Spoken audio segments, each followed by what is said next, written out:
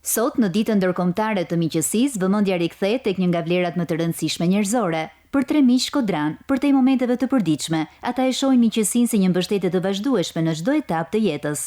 Miqtë janë shumica aty që ne na rrethojnë, që na afrohen dhe që dishojmë të rrimë për herë me njëri tjetrin.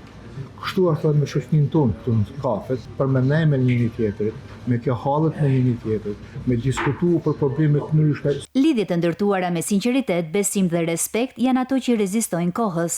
Jena shok që fëmijë, në klasë 6, 65 vjetë përpara. Kjo difton që njësia ruhet, por ruhet në kjo se njerëzit janë sinqerë dhe kanë zemër e mirë. Shpirti i mirë, zemër e mirë për mua është janë mitësi të pasura dhe sinqerë. Si s'ka jona që i ka rezistur. Frano Gjergji ndan këndvështrimin e tij për miqësitë e sotme. Mendoj se pjesa qytetare e Shkodrës, si thashë, ka mbetë miqësia e sinqertë e trashëguar me një mas mirë. Shoqënia me bazë qytetare shkodrane ruhet. Vezi i ri sot e ka më sipërfaqësor.